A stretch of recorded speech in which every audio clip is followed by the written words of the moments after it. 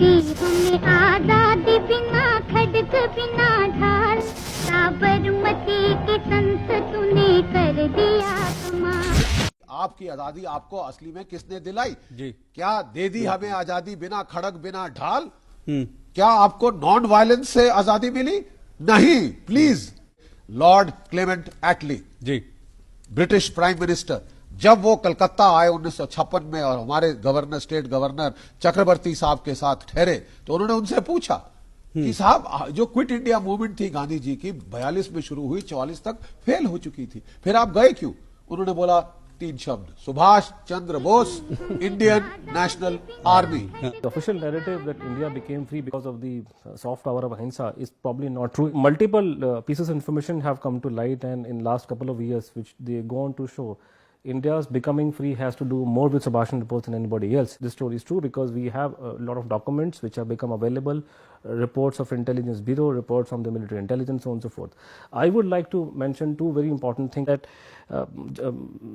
Dr. Bhimrao Ambedkar, in his last interview, and it was he gave to the BBC to Francis Watson, Baba Saheb Ambedkar has touched upon this point with how and why India became free, and he also said that Gandhi's role was almost negligible. British were not much troubled by the cult of ahimsa, and the reason they left is because of Subhash Bose and because Netaji caused rumblings within the Indian armed forces, and that's why they decided that they could no longer control this country because the armed forces were. I do not know how suddenly Mr. Attlee agreed, to give independence. That's a matter of secret which Mr. Attlee one day, I think, will disclose in his autobiography, how he came to do that, because nobody ever expected. Such a sudden change of front. Nobody ever expected. It seems to me, from the analysis that I make about it, there are two things which I think led, to the Labour Party to take this decision. One is the national army that was raised by Subhash Chandra Bose. The British had been ruling this country in the firm belief that whatever may happen, in this country, and whatever the politician may do, they will never be able, to change the loyalty of the soldier. That was the one prop on which they were carrying on their administration. Now that thing was completely dashed to pieces, when they found that even the soldier was being seduced, and to form a party or a battalion to blow off the British. Then I think the British came to the conclusion that if they were to rule India, the only basis on which they could rule was the maintenance of the British Army, going back to the year 1857, when the Indian soldier rebelled against the East India Company. And they found that it would never be possible for the British to supply India with enough European troops. At that, in 1956, probably 1 year after Baba Saheb said this thing, Clement Attlee, he was the Prime Minister of England, and he was the one who gave us this freedom in 47.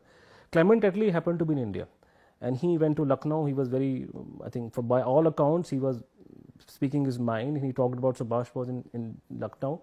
Then he went to Calcutta, where he was, the acting governor, P.B. Chakravarti, who was the Chief Justice of Calcutta High Court.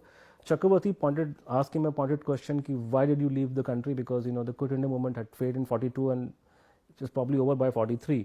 But you left in 46, 47. Why did you leave suddenly, and what was the main reason? This gentleman who was the reason, who was the person who took the decision to free India, he made it very clear it was because of Subhash Bose, and because of Subhash Bose there was a near revolt in the armed forces, and that's why they left this country. The mighty British Empire, which was almost winning the Second World War. And when Prime Minister Attlee was told, and he came to this thing, and he was staying with the Chief Justice at that time, he said, why did you leave India?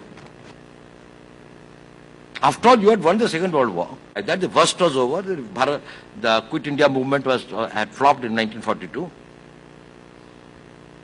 What was such much a tearing hurry in 47 that you said that, no, we have to go immediately? He said it was not that. It was the spark that Bose had created among the soldiers of the Indian Army. He said, we knew we will not be able to take this country and hold this country. It was the threat of Subhash Bose. a rising of Indian nationalism, that we knew it's a matter of time. And if we do not quit voluntarily, we will quit in a way that there will be a bloodbath. A great hero of India, Subhash Chandra Bose, and as rightly pointed out, Clement Attlee had come to Calcutta, and he told the Chief Justice of the Calcutta High Court, when he asked him, was it Gandhi's satyagraha which made you leave? He said, no. Yes.